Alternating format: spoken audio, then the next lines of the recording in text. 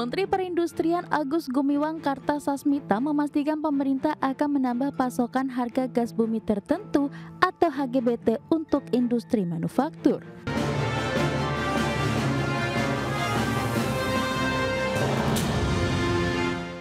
Iya, pemerintah melalui Kementerian Perindustrian memastikan akan menambah pasokan harga gas bumi tertentu atau HGBT untuk industri manufaktur. Adapun hingga saat ini terdapat 225 perusahaan industri sebagai penerima HGBT dengan total kuota mencapai 693,307 billion British Thermal Unit per day. Menteri Perindustrian Agus Gumiwang Kartasasmita memastikan pemerintah akan menambah pasokan harga gas bumi tertentu atau HGBT untuk industri manufaktur. Agus mencatat saat ini terdapat 225 perusahaan industri sebagai penerima HGBT dengan total kuota 693,307 billion British Thermal Unit per day atau BBUTD. Di mana 7 sektor industri yang menjadi penerima HGBT mulai dari industri pupuk, industri petrokimia, industri oleokimia, industri baja, industri kaca, dan industri sarung tangan. Meski masih dihadapkan pada berbagai macam tantangan dari realisasi penyaluran, distribusi energi, dan fluktuasi harga, kami pemerintah terus-menerus berupaya untuk menyempurnakan agar dapat mendukung keberlanjutan produksi industri dalam negeri yang dapat menikmati insentif harga gas bumi dalam rangka memperkuat daya saing dari produk-produk nasional. Meski demikian, Agus memastikan agar sektor industri yang berhak mendapatkan HGBT bisa menikmati insentif. Terlebih kebijakan ini berdampak pada nilai tambah pertumbuhan industri nasional hingga 496,5 triliun yang diperoleh dari peningkatan ekspor 191,84 triliun, kenaikan penerimaan pajak 31,27 triliun, tambahan investasi hingga 272,4 triliun, serta penurunan subsidi pupuk 0,99 triliun. Dari Jakarta, Ade Firmansyah, IDX Channel. Ya, pemirsa, untuk membahas tema kita kali ini, pemerintah tambah pasukan HGBT, industri bakal sumringah. Kita sudah tersambung melalui Zoom bersama dengan Bapak Justinus. Beliau adalah Ketua Umum Forum Industri Pengguna Gas Bumi FIPGB. Dan langsung saja kita sapa. Ya, halo Pak Justinus, apa kabar? Baik, terima kasih juga atas waktu yang disempatkan Pak Justinus. Sebelum membahas lebih jauh, mungkin kita akan review terlebih dahulu dari sisi industri pengguna gas bumi ya, terkait dengan bagaimana sih dari sisi ketersediaan, kemudian pasokan gas buminya untuk industri manufaktur sampai saat ini seperti apa nih realsnya di lapangan begitu Pak Justinus? Pasokan gas bumi dengan skema HGBT masih sangat kurang. Dari apa yang sudah dimulai dengan sangat baik oleh pemerintah dengan menerbitkan Kepmen SDM nomor 76 tahun 2025. Sampai dengan September, ketersediaan itu baru sekitar 2/3 atau 65 sampai 70%. Yang lebih parah adalah bahwa terjadi darurat gas pada pertengahan Agustus, tekanan sangat rendah, dan juga pada saat itu disebutkan bahwa kuota hanya sekitar 48%. Ini yang membuat industri kalang kabut menyelamatkan supaya operasional berjalan. Mohon maaf karena mungkin kami terpaksa menggunakan bahan bakar minyak sebagian supaya minimum operasional itu terlaksana, Pak. Itu berarti update-nya ya, terkait dengan pasokan HGBT-nya masih sangat kurang begitu, di mana per September ini baru sekitar 65 sampai dengan 75% ya pasokan yang diterima begitu oleh pengguna industri. Kemudian dari sisi pertengahan Agustus malah terjadi darurat pasokan gas nih Pak Justinus seperti yang Anda sampaikan. Nah, lantas bagaimana dengan rencana pemerintah ini yang akan menambah lagi pasokan HGBT? Apakah ini akhirnya menjadi angin segar, sesuatu yang memang dinanti-nantikan pelaku industri Pak Justinus? Pasti sumringah, dan kami segera sudah mulai membuat rencana kerja untuk tahun depan. Sehingga kami bisa memastikan menarik lagi pelanggan-pelanggan khususnya luar negeri yang mungkin sudah mulai menengok ke supplier lain nih. Jadi pasti agak. Baik, berarti memang ini menjadi satu yang dinanti-nantikan. Lantas kalau dari sisi kuotanya sendiri bagaimana? Apakah ada penambahan dari yang saat ini sudah ditetapkan kemudian jumlahnya bertambah atau nanti akan mencapai titik keseimbangan dalam artian ya 100% dibandingkan yang sekarang 65 sampai dengan 70% nih Pak Justinus? Ya. Ini yang menjadi kekhawatiran selama kuartal terakhir, mungkin tepatnya di November dan Desember. Oke. Kami akan bertahan dan kami harapkan bahwa mekanisme penambahan gas ini secepat mungkin. Contohnya terbukti pada saat darurat gas. Ketika tekanan dan jumlah itu sangat kurang, kami mengapresiasi bahwa banyak pihak pemerintah itu kemudian bisa menanggulangi pasokan itu sehingga dapat pulih terutama tekanannya dan juga kemudian juga kuotanya. Artinya bahwa dari segi regulasi itu suatu kami sebut regulasi yang sangat keren karena sangat rinci, mencantumkan jumlah dan sumber serta penerima. Ya, mekanisme ini berjalan tapi somehow karena sesuatu jadi pasokan sangat rendah dan bagus ya bahwa lintas sektor itu kemudian dengan cepat dalam waktu 3-4 hari sudah pulih kembali. Ini membuktikan bahwa sebenarnya regulasi itu dapat dilaksanakan dengan baik. Mekanisme sudah teruji selama 5 tahun terakhir ini. Tapi bahwa perlu dikuatkan lagi bagaimana sehingga terhindar dari pasokan tersebut. Dan juga harga regasifikasi yang masih sekitar 30-35% itu sangat tinggi, $15 per MMBTU. Ini juga membuat kekhawatiran. Sementara mungkin bahwa pemasok luar negeri juga sedang bersiap-siap untuk menikmati perbaikan geopolitik yang akan berdampak kepada geoekonomi. Sehingga kita juga harus bersiap memastikan bahwa pasokan gas itu cukup.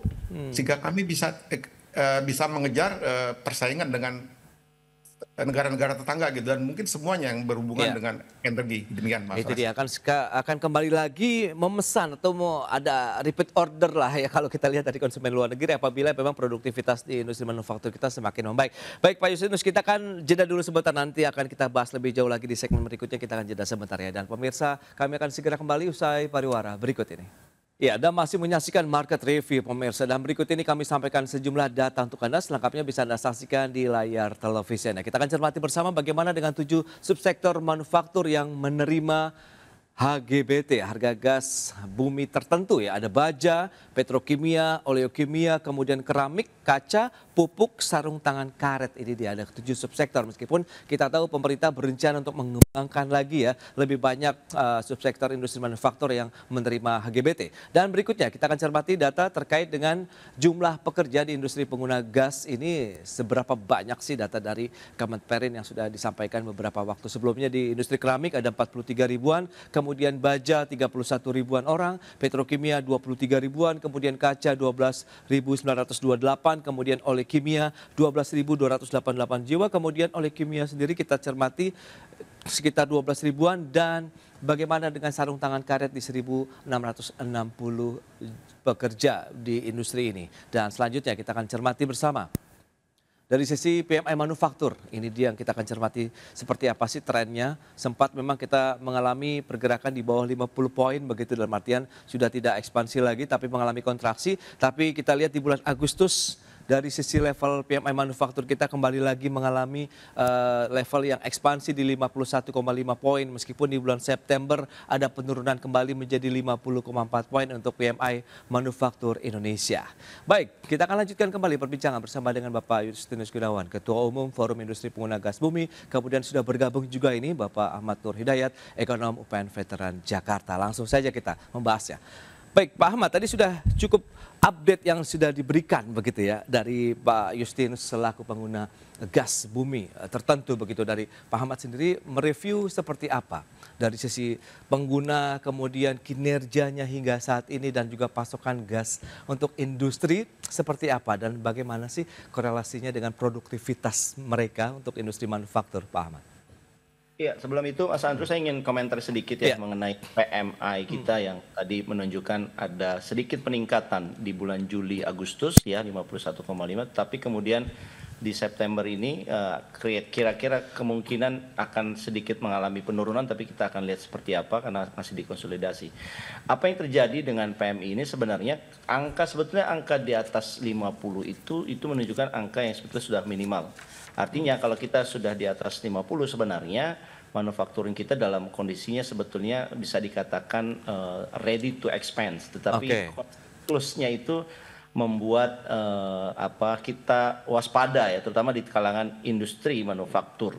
Nah, kaitannya mengenai bagaimana dampak-dampak ya yang dari kita bicarakan adanya harga gas bumi tertentu tadi, HGBT tadi, saya kira pertama kita harus menyadari bahwa memang energi ini sesuatu yang diperlukan, dan kalau kita lihat adanya pengurangan kuota yang kemarin Pak Menteri Perindustrian misalkan melaporkan bahwa penerima HGBT itu hanya memperoleh 48% dari kuota gas mereka, dan saya kira ini juga menambah berat ya resiko dari industri untuk melakukan pengurangan produksi, dan saya kira ada ancaman massal juga kalau kita tidak segera mengadres. Untungnya ya kita segera mengadres ini sehingga tadi resiko ya PHK massal itu setidaknya terurai ya begitu. Kalau tadi ada datanya 134 ribuan ya, saya kira pekerja itu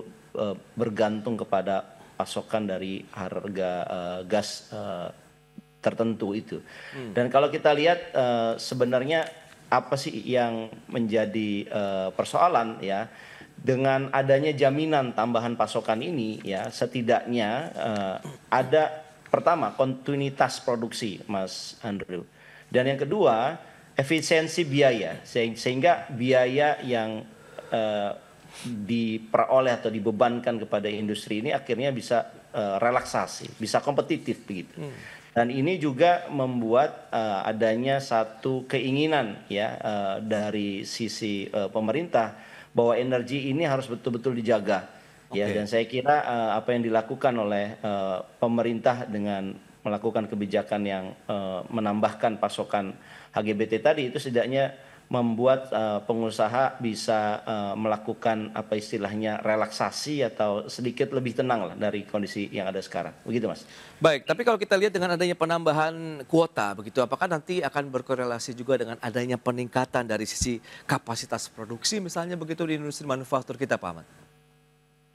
Ya, itu tergantung ya. Peningkatan kapasitas produksi dari industri manufaktur itu tergantung seberapa elastis dari penggunaan energi ya. Dalam adalah gas. Kalau seandainya memang dia sangat elastis, saya kira begitu adanya jaminan pasokan dari gas, tentunya industri memikirkan atau berekspektasi akan meningkatkan kapasitasnya, dan kapasitas produksi yang meningkat ini saat kita harapkan untuk mengenerate pertumbuhan ekonomi. Dan ini juga membuat satu ketenangan juga di kalangan tenaga kerja, karena dengan berproduktivitasnya industri manufaktur ini berarti adanya jaminan pekerjaan ya. Syukur-syukur dengan adanya relaksasi ini, pasokan yang terjamin ini, industri tidak lagi memikirkan untuk melay off, bahkan dengan adanya keinginan untuk terus meningkatkan kapasitas, dia akan berpikirnya adalah bagaimana merekrut tenaga kerja. Nah, saya kira ini yang ingin dicapai oleh. Baik, Pak Ahmad, ini menarik. Nah, Pak Justinus, lantas bagaimana kalau memang ada penambahan kuota, kemudian harga masih tetap sama, apakah akan menjamin juga mesin-mesin produksi kita akan bergerak lebih lincah lagi begitu ke depan, sehingga tadi ada ancaman layoff yang seperti Pak Ahmad khawatirkan begitu tidak akan terjadi di industri manufaktur kita yang memang ada juga yang menyerap banyak tenaga kerja di sana? Tambahan pasokan HGBT pasti akan menaikkan utilisasi. Saat ini utilisasi yang terekam sampai September hanya kira-kira 65-70%. Artinya ada sekitar 30% kapasitas yang sudah direalisasikan itu dengan segera bisa dimanfaatkan dengan cepat. Karena seperti Pak Ahmad bilang bahwa kita siap untuk segera menggerakkan idle capacity ini yang kita sebut sebagai sebenarnya itu kapasitas nasional sudah ada. Tinggal ditambah energi pasokan HGBT tadi, maka langsung bisa bergerak. Dan itu akan menjadi lebih efisien, artinya kita akan lebih berdaya saing, meningkatkan ekspor. 2-3 tahun terakhir ini dengan adanya HGBT maka tambahan investasi cukup banyak tadi setelah disampaikan dalam infografis. Sekarang berarti itu sudah ada, siap untuk digerakkan. Semakin banyak pasokan HGBT, maka kita semakin mendekati angka pertumbuhan ke 8%. Ingat bahwa pertumbuhan 8% sangat besar. Dan kita masih punya kapasitas sisa dan bisa menarik lagi investor lain. Baik, berarti memang sangat krusial sekali ya pasokan gas ataupun bagi energi industri manufaktur kita begitu ya Pak Justinus? Langsung, berdampak langsung terlihat dari setiap apa tadi korelasikan antara PMI, manufacturing dengan kuota tadi. Lihat langsung, begitu kuota turun maka PMI akan juga turun. Seperti kita, kalau kita kurang energi, bagaimana kita bisa bekerja dengan lebih bagus, lebih baik dan lebih banyak ya, lebih produktif. Oke. Ini menarik, lantas bagaimana dengan harganya? Apakah subsidinya juga sudah sesuai begitu masih dan tetap terjangkau? Kita akan bahas lebih jauh nanti di segmen berikutnya. Pak Ahmad dan juga Pak Justinus, kita akan jeda dulu sebentar ya. Dan pemirsa tetaplah bersama kami. Ya, terima kasih Anda masih bergabung bersama kami dan kita lanjutkan kembali perbincangan bersama dengan Bapak Justinus Gunawan dan juga Bapak Ahmad Nur Hidayat. Ini menarik kalau kita cermati dengan kebijakan pemerintah yang berencana untuk menambah lagi pasokan harga gas bumi tertentu begitu yang memang tadi sudah disampaikan begitu, proyeksinya akan sangat luas sekali begitu bahwa dampaknya akan sangat berkontribusi terhadap pertumbuhan ekonomi Indonesia yang tengah dikejar sampai dengan 8%. Nah Pak Justinus, lantas kalau kita bicara mengenai kondisi saat ini, harganya ini bagaimana menurut Anda? Apakah sudah tepat, sudah sesuai dan masih bisa untuk menggerakkan lagi mesin-mesin industri kita begitu? HGBT 7 sangat affordable bagi kami. Yang kami sayangkan bahwa pemakaian melebihi kuota tersebut dikenakan hampir 15 US dollar per MMBTU. Ini sangat tinggi. Untuk menjaga supaya tidak ada penggunaan tenaga kerja dan apalagi ada tambahan pasokan, maka kami harus menjaga tenaga kerja yang sebagai aset kami yang mempunyai skill itu harus sebagai intangible asset itu harus dipertahankan. Jangan sampai dengan segera kita lay off dan kita tarik lagi, maka ini akan mengguncang mengenai operasional itu sendiri. Itu yang kita pertahankan. Jadi kami sangat mengharapkan bahwa gas regasifikasi yang kami harus bayar apabila kami menggunakan lebih dari pasokan HGBT itu amat sangat memberatkan. Dan ini juga menggentarkan investor baru atau kami untuk menambah kapasitas. Itu dia, apabila ada kelebihan kuota justru itu harganya yang disparitasnya sangat tinggi sekali begitu ya Pak Justinus ya. Baik, Pak Ahmad, lantas bagaimana dari kacamata ekonom melihat tantangan yang masih dihadapi oleh industri manufaktur kita kalau memang ada penambahan kuota, kemudian harga juga masih cukup affordable sehingga nanti mesin-mesin industri ini bisa diharapkan lagi untuk bisa memenuhi pangsa pasar domestik dan juga tadi ada ekspor di sana begitu Pak Ahmad?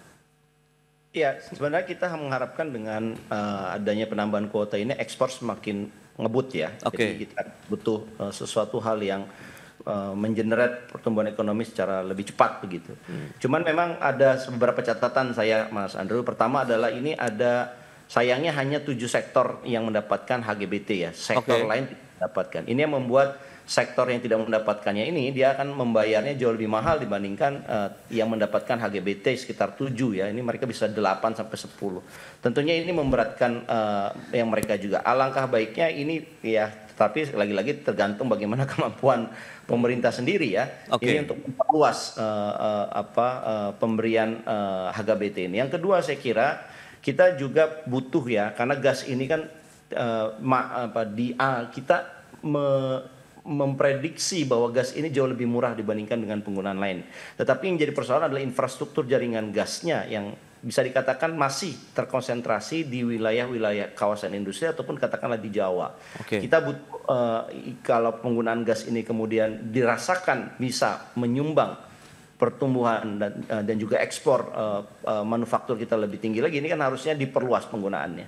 Yang berikutnya saya kira kita juga perlu ya berpikir bahwa ini manfaatnya punya multiplier effect yang luar biasa ya dari HGBT ini, dan ini ada kaitannya juga dengan keberlanjutan fiskal juga dan juga bagaimana industri ini akan meningkatkan kapasitas. Oleh karena itu saya kira perlu ya untuk kita sebagai bangsa mempertimbangkan ya penggunaan gas secara lebih baik lagi, lebih massal lagi, dan bagaimana keberpihakan pemerintah terhadap sektor-sektor yang lain itu juga diberikan atau ditunjukkan dengan pemberian HGBT yang diperluas. Tapi lagi-lagi kita harus meningkatkan kemampuan negara juga ya untuk melakukan program tambahan kuota ini. Jangan-jangan ini akan menambah fiskal kita semakin berat. Tetapi setidaknya begini, kalau ini dianggap punya multiplier effect dan sudah dihitung bahwa inilah lebih baik penggandanya, maka ini bisa diberikan kepada diperluas lagi supaya nanti efek penggandaannya ini bisa mengkompensasi. Ya,